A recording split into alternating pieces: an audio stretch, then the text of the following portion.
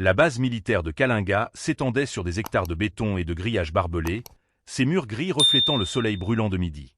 Les casernes, alignées comme des soldats, semblaient indifférentes au monde extérieur. Pourtant, à l'intérieur de ces murs, des histoires se jouaient, certaines ordinaires, d'autres dangereusement interdites. Hyacinthe, cadette depuis seulement 2 ans, marchait d'un pas rapide dans les couloirs de la caserne. Son sac lourd sur l'épaule lui rappelait qu'elle n'était pas une enfant ordinaire. Ses yeux noirs, curieux et attentifs, observaient chaque recoin, chaque visage. Elle avait grandi sous l'autorité stricte de Aldé Georgette, sa mère, officier respecté mais redouté par ses subordonnés. La discipline n'était pas une option dans cette base, et Hyacinthe l'avait appris à ses dépens. Malgré son jeune âge, Hyacinthe portait déjà le poids des attentes. Chaque mission, chaque entraînement était un test, non seulement de force, mais de loyauté. Elle savait que dans un endroit où secret et trahison se mêlaient, un faux pas pouvait coûter cher. Pourtant, elle aimait cette vie. L'adrénaline, la camaraderie, la fierté de marcher dans les pas de sa mère. Tout cela lui donnait un sentiment de puissance qu'aucun enfant ordinaire ne pouvait connaître. Ce matin-là, le vent soufflait fort, apportant avec lui l'odeur âcre de l'huile des chars et des moteurs. Hyacinthe s'arrêta devant la grande salle de briefing, où le commandant Arthur venait d'entrer. Ses yeux durs, son visage impassible et son uniforme impeccable imposaient le respect, mais aussi la crainte. Peu de soldats osaient lui parler directement. Il était connu pour son esprit calculateur, mais certains murmuraient que derrière sa discipline se cachait une ambition dangereuse, presque obsédante. « Hyacinthe !» s'écria une voix derrière elle. Elle se retourna pour voir Léon, son ami fidèle, cadet de la même unité, qui courait vers elle en haletant. Ses très jeunes mais déterminés trahissaient l'inquiétude. « Qu'est-ce qui se passe ?» demanda Hyacinthe. « La rumeur court dans les couloirs, » dit-il en baissant la voix. « Arthur prépare quelque chose. Ça ne sent pas bon. » Hyacinthe sentit un frisson glacé parcourir son échine. Elle connaissait son commandant. Si quelque chose se préparait, ce n'était jamais bon pour ceux qui étaient trop curieux ou trop confiants. « On doit rester prudent, » murmura-t-elle. Ils s'éloignèrent des couloirs bondés et trouvèrent un endroit discret près des garages des véhicules blindés. Là, Léon sortit un petit carnet de sa poche et commença à montrer des notes. Plans, liste d'équipements, noms de soldats. Des informations qui, si elles tombaient entre de mauvaises mains, pourraient provoquer le chaos. « Regarde ça », chuchota Léon. Arthur veut tester un nouveau protocole, mais ça ne colle pas. Des ordres ont été donnés sans raison. Ça sent l'embuscade, Hyacinthe. Elle fronça les sourcils, analysant les croquis. Tout semblait parfaitement planifié pour que certains soldats se retrouvent isolés. « Pourquoi ferait-il ça ?»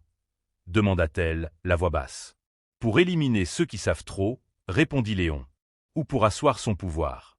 Tu le connais, il ne recule devant rien pour atteindre ses objectifs. » Hyacinthe sentit la peur se mêler à une étrange excitation. Elle avait grandi dans ce monde, mais elle n'avait jamais été confrontée à un complot d'une telle envergure. Ses mains se crispèrent sur le carnet. « On doit prévenir quelqu'un, » dit-elle finalement. Mais son cœur battait à tout rompre, et elle savait déjà que parler serait risqué. Si Arthur découvrait qu'ils étaient informés. Le vent fit claquer une porte métallique, et soudain, Hyacinthe sut que leur secret n'était peut-être plus en sécurité.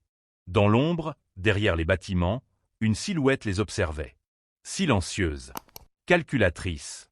Le regard du méchant Arthur s'était déjà posé sur eux, bien avant qu'ils ne réalisent le danger.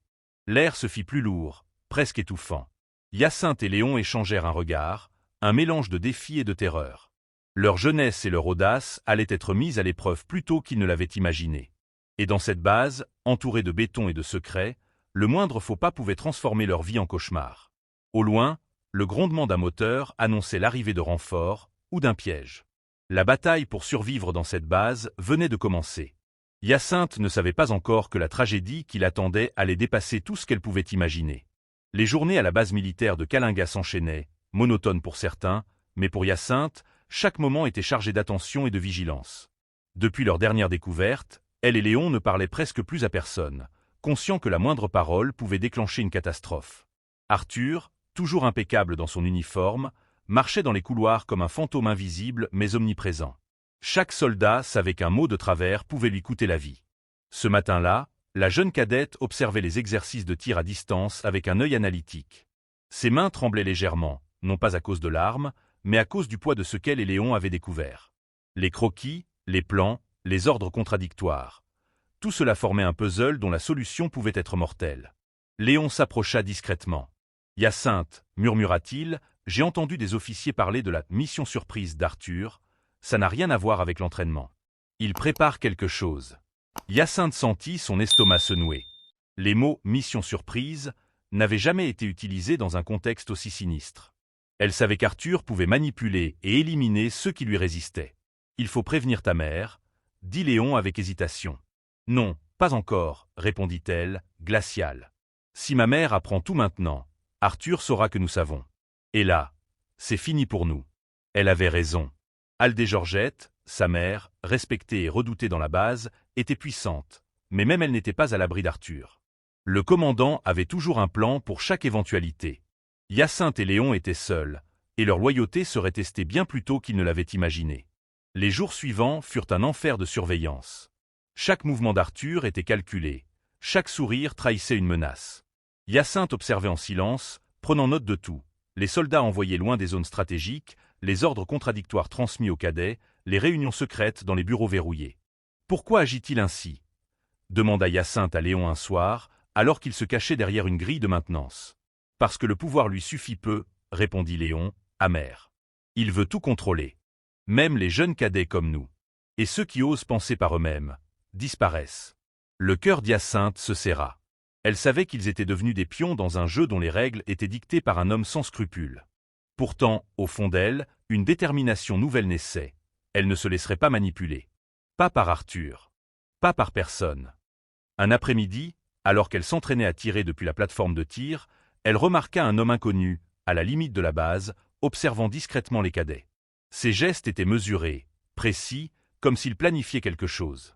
Elle reconnut Léon, qu'il avait repéré également. « Ce n'est pas un simple observateur, » murmura-t-il. « Il nous suit depuis ce matin. » Hyacinthe sentit l'adrénaline monter. Tout dans sa formation militaire l'avait préparé à réagir rapidement. Mais cette fois, l'ennemi n'était pas seulement Arthur. Il y avait d'autres yeux, d'autres mains dans ce complot. « On doit être prudent, » conclut-elle. « Mais on ne peut pas rester passif. » La nuit suivante, ils se retrouvèrent dans leur cachette habituelle, sous les hangars vides. Léon sortit le carnet et traça un plan approximatif. La circulation des troupes, les horaires de patrouille, les zones où Arthur avait placé ses hommes de confiance. « Regarde », dit-il en montrant une zone près du dépôt de munitions. « Si Arthur y envoie une unité, ça pourrait faire un carnage. Des innocents pourraient se retrouver coincés. » Hyacinthe sentit un frisson la parcourir. Son instinct lui criait que la tragédie était imminente. Elle savait qu'elle devait prévenir quelqu'un. Mais qui pourrait agir à temps sans être complice ou sans attirer l'attention du commandant? Soudain, un bruit métallique retentit derrière eux. Hyacinthe et Léon se figèrent, leurs mains instinctivement sur leurs armes. Une silhouette apparut dans la lumière blafarde. C'était Arthur lui-même, son sourire glacé accroché aux lèvres. « Vous vous amusez beaucoup, mes petits cadets » dit-il doucement, mais chaque mot résonnait comme une menace. Le sang d'Hyacinthe se glaça. Il avait entendu, tout vu. Et malgré sa jeunesse, elle comprit que sa survie et celle de Léon dépendaient de leur calme et de leur intelligence. Arthur fit quelques pas vers eux, analysant leur visage. Puis, soudain, il recula et disparut dans l'ombre d'un hangar, laissant derrière lui un parfum de menace et un silence lourd. « Il sait que nous savons », murmura Léon, les dents serrées. Hyacinthe acquiesça. Elle savait que le vrai test ne faisait que commencer. La base militaire, qui semblait être un sanctuaire d'ordre et de discipline, était en réalité une cage où les secrets, la peur et la manipulation régnaient en maître. Et dans cette cage, Hyacinthe comprit qu'elle allait devoir faire un choix impossible. Obéir ou se battre, se taire ou dénoncer, survivre ou sauver les autres. Chaque décision aurait un prix. Et la tragédie, silencieuse et inévitable, était déjà en marche. Les nuits à la base de Kalinga étaient silencieuses, mais trompeuses. Le vent balayait les allées désertes, faisant claquer les portes métalliques et créant des ombres mouvantes sur les murs. Hyacinthe, toujours vigilante, savait que chaque bruit pouvait être un avertissement ou le signal d'un piège. Léon, de son côté, ne dormait pas. Il passait en revue mentalement tous les points faibles qu'ils avaient repérés, les soldats de confiance d'Arthur, les passages secrets, les moments où la surveillance serait moins intense. Il n'avait jamais été aussi proche du danger. « Hyacinthe » murmura Léon en baissant la voix. « Je crois qu'Arthur a prévu quelque chose pour demain. Une opération routine, comme il dit, mais je ne lui fais pas confiance. »« Je le sais, » répondit-elle, le regard dur. « Je sens que demain, tout va basculer. » Hyacinthe et Léon avaient raison. Dès l'aube, des ordres furent transmis à tous les cadets.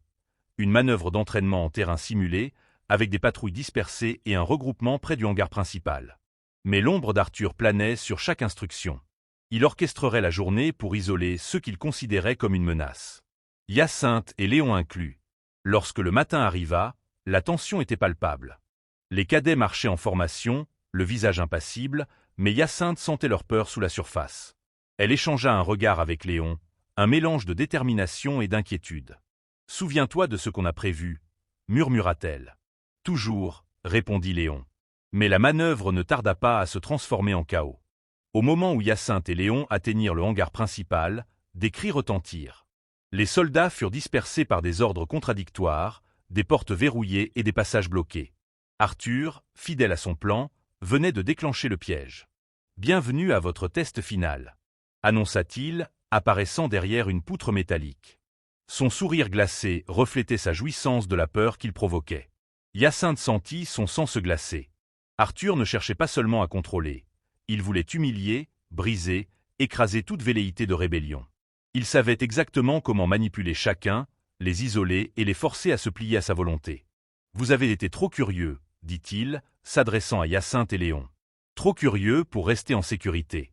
Alors que la panique s'installait autour d'eux, Hyacinthe prit une décision audacieuse. Elle se tourna vers Léon. « On ne peut pas attendre que quelqu'un nous sauve. Suis-moi. » Ils se faufilèrent à travers les hangars, utilisant leur connaissance des passages cachés, mais chaque pas rapprochait Arthur d'eux. Ces hommes, obéissant à des signaux subtils, resserraient progressivement l'étau. « Léon, » murmura Hyacinthe. « S'il nous attrape. »« Je sais, » répondit-il, déterminé. « Mais on ne peut pas se laisser faire. » Soudain, dans la poussière du hangar, une explosion retentit. Une étagère de munitions avait été sabotée, déclenchant une alerte générale. Hyacinthe et Léon furent projetés au sol par la déflagration, le souffle coupé, mais encore conscients. « C'est le chaos qu'il voulait », cria Léon par-dessus le vacarme. « Il veut qu'on panique. » Hyacinthe se releva, ses vêtements recouverts de poussière et de débris. Ses yeux, sombres et résolus, rencontrèrent ceux de Léon. « Alors on doit garder la tête froide, » dit-elle. « Sinon, c'est fini. » Mais alors qu'il cherchait une issue, un cri perçant retentit. Aldé Georgette, la mère d'Hyacinthe, avait été repérée près du dépôt des véhicules blindés. Arthur l'avait manipulée pour qu'elle se retrouve au cœur du piège. Hyacinthe sentit son cœur se briser.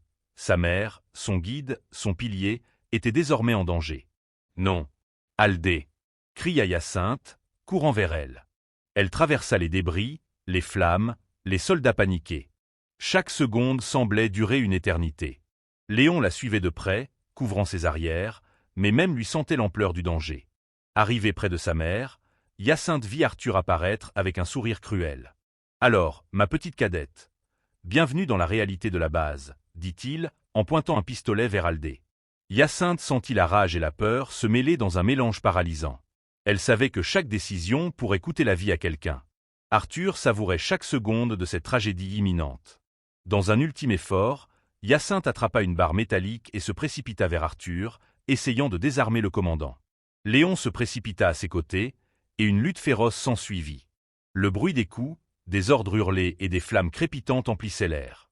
Mais Arthur, calculateur, avait prévu chaque geste. Avec un mouvement précis, il repoussa Hyacinthe et Léon, envoyant sa cadette au sol. Dans le chaos, un incendie se déclara près des munitions, et la base entière sembla vaciller. « Fuyez !» cria Léon. « On ne peut pas tous survivre ici. » Hyacinthe regarda sa mère, son ami, ses camarades pris dans la confusion.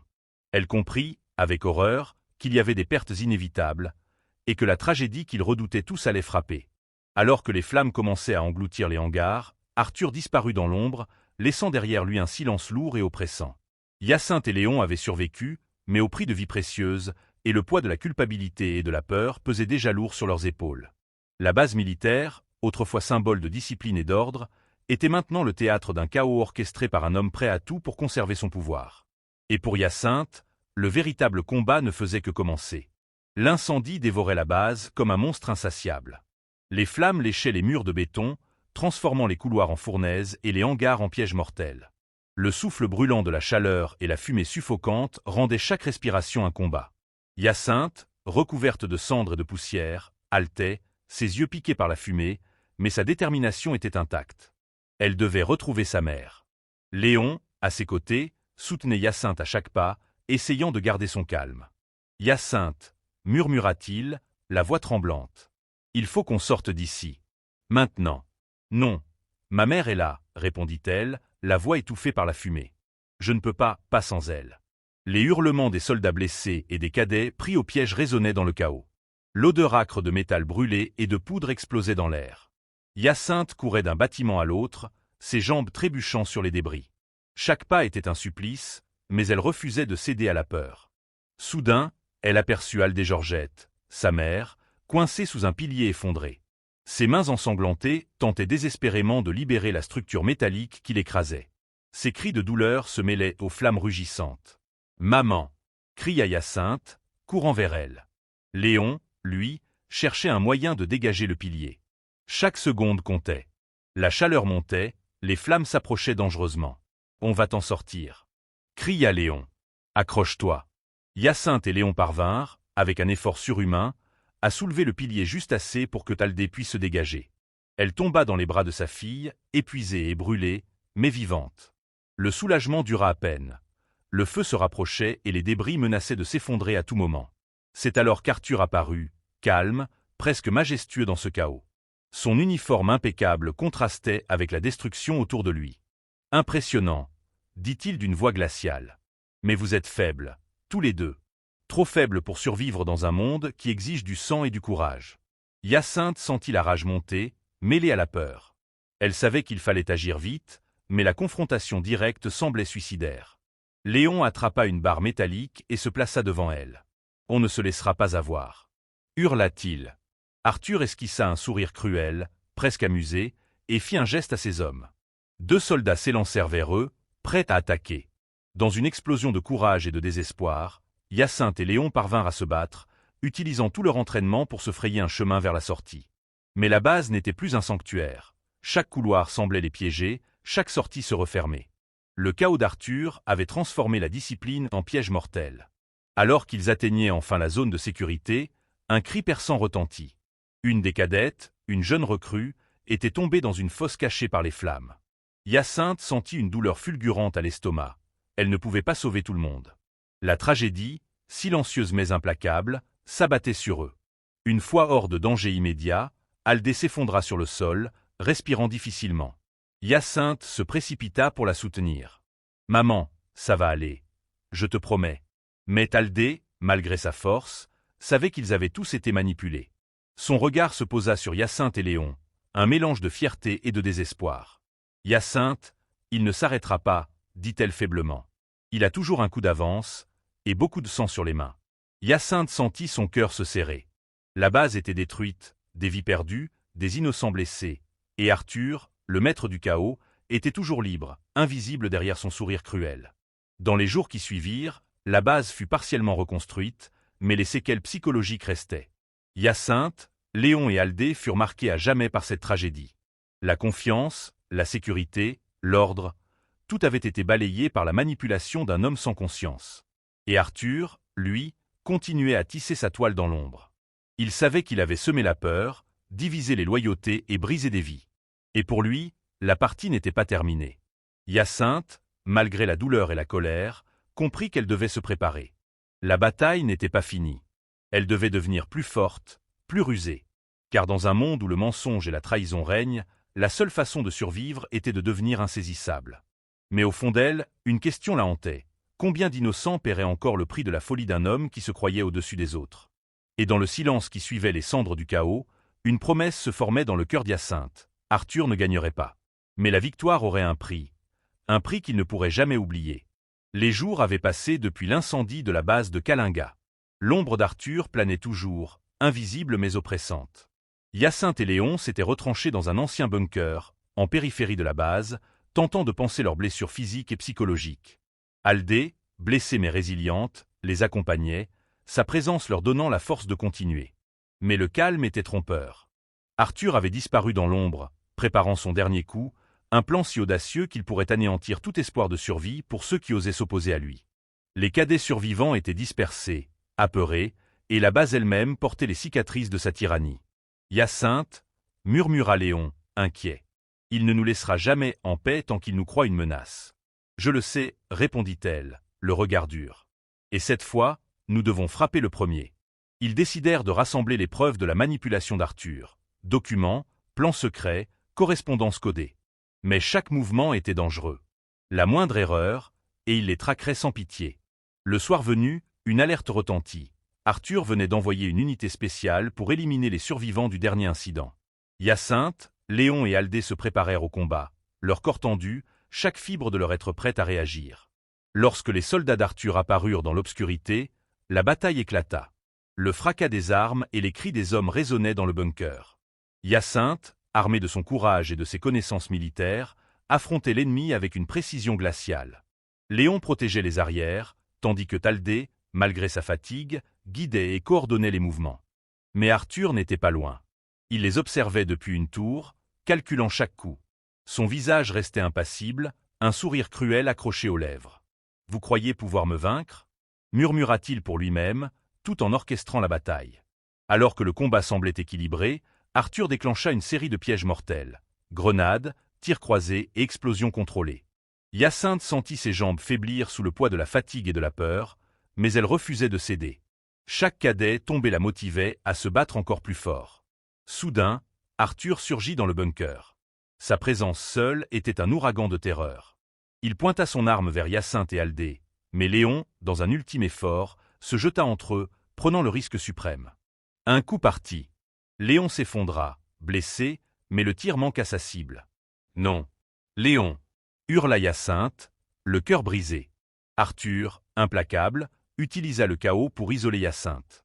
Les flammes et la fumée montaient, transformant le bunker en fournaise.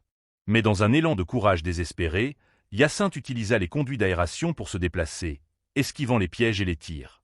Chaque respiration était un supplice, mais chaque pas la rapprochait de son objectif, arrêter Arthur. Enfin, dans la salle des commandes de la base, elle le retrouva. Arthur, sûr de sa victoire, la regarda avec arrogance. « Tu es courageuse, mais naïve, dit-il. La base est mon empire, et tout ce que tu as construit ne vaut rien face à moi. » Hyacinthe, tremblante mais résolue, serra les dents. « La peur ne gouvernera plus cette base, Arthur. Aujourd'hui, ton règne de terreur s'achève. » Dans un ultime affrontement, elle réussit à neutraliser Arthur à l'aide de sa formation militaire et des connaissances qu'elle avait accumulées sur ses mouvements. Dans un combat acharné, Arthur tomba, le souffle coupé, vaincu par la détermination et le courage d'Hyacinthe. Mais la victoire avait un prix. Léon, blessé gravement, et plusieurs cadets survivants étaient à l'hôpital, leur état incertain. Aldé, épuisé, avait risqué sa vie pour sauver sa fille. La base, partiellement détruite, portait encore les cicatrices des manipulations d'Arthur. Hyacinthe, tenant sa mère dans ses bras, sentit un mélange de soulagement et de tristesse. La bataille était terminée, mais les souvenirs des pertes et de la peur resteraient à jamais gravés dans leur esprit. Dans les semaines suivantes, la base fut reconquise par les forces loyales, les survivants furent secourus et les responsables de la tragédie furent traduits en justice. Mais Hyacinthe savait que certains fantômes ne disparaîtraient jamais. La peur, la trahison et la douleur des années précédentes marqueraient à jamais ceux qui avaient survécu. Assise dans le silence de l'infirmerie, Hyacinthe regarda Léon, encore faible mais vivant. Elle comprit que la tragédie, bien qu'ayant laissé des cicatrices, avait aussi révélé la force du courage, de la loyauté et de l'amour familial. Et alors que le soleil se levait sur les cendres de la base, elle fit une promesse silencieuse. Jamais plus la peur et la manipulation ne prendraient le dessus. Les leçons de cette tragédie resteraient à jamais gravées dans son cœur, et elle protégerait ceux qu'elle aimait contre toute menace. La base militaire, symbole de discipline et de stratégie, renaissait des cendres, mais cette fois, avec la mémoire vivante des sacrifices et des tragédies qu'elle avait abritées. Et dans ce nouvel équilibre, Hyacinthe savait qu'elle n'était plus la même. Elle était prête, plus forte, prête à affronter tous les ennemis, visibles ou invisibles.